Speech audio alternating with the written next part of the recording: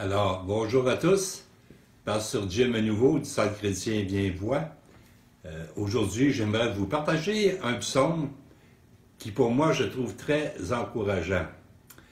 Mais avant de débuter, j'aimerais prendre le temps de remercier Pasteur Louise, Pasteur Caroline et Pasteur Bernard pour leur podcast qu'ils ont fait cette semaine.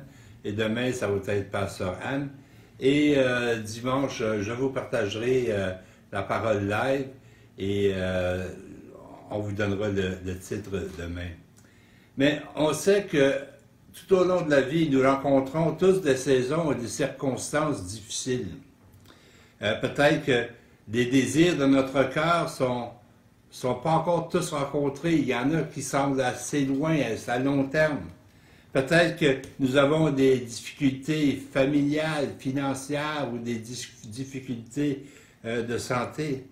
Peut-être on a été confronté par une perte soudaine ou un diagnostic qui a ébranlé, on peut dire, notre monde. Face à des moments difficiles, comment garder l'espoir? Le roi David, qu'on retrouve dans la parole de Dieu dans l'Ancien Testament, savait quelque chose sur la souffrance. En lisant des psaumes, nous le voyons se battre pour de l'espoir. Il a lutté contre une rupture familiale, la trahison, la mort d'un enfant, et bien plus encore au cours de sa vie.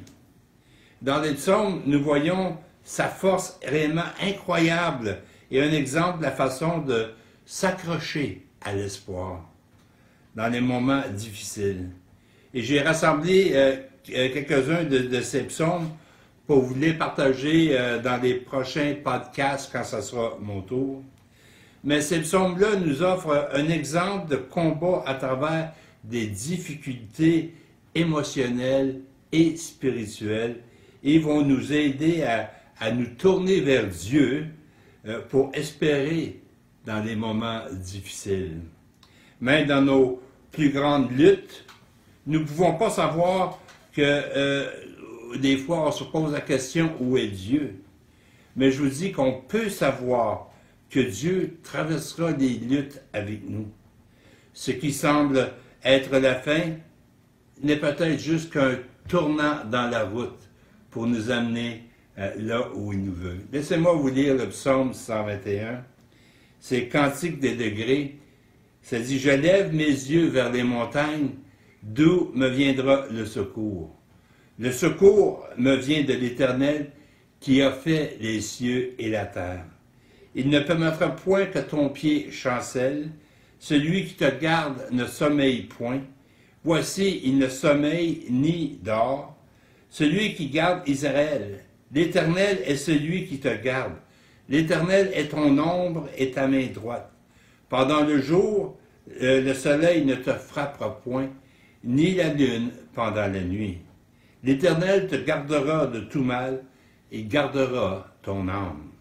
L'Éternel gardera ton départ et ton arrivée, dès maintenant et à jamais. Dieu aussi nous donne d'autres croyants autour de nous pour nous encourager, pour nous guider et pour nous soutenir. Cependant, aussi doux et pieux, je pourrais dire que certaines personnes puissent l'être, nous devons nous rappeler de faire de Dieu notre premier appel à l'aide. Alors que nous crions vers lui, il peut nous dire il peut nous dire la vérité à travers d'autres personnes, à travers nos moments calmes dans la parole ou la prière ou une voix encore petite que nous attendons de moins. Dieu utilise ceux qui nous entourent pour nous soutenir, mais c'est son œuvre. Il est celui que nous devons appeler et celui que nous devons louer. Permettez-moi de prendre un mot de prière maintenant. Père éternel, je te remercie. Je te remercie, Seigneur Dieu, pour ta présence dans ma vie, dans nos vies, Seigneur. Et je remercie, Seigneur, que lorsque on peut passer des temps difficiles, on peut juste lever les yeux et regarder à toi.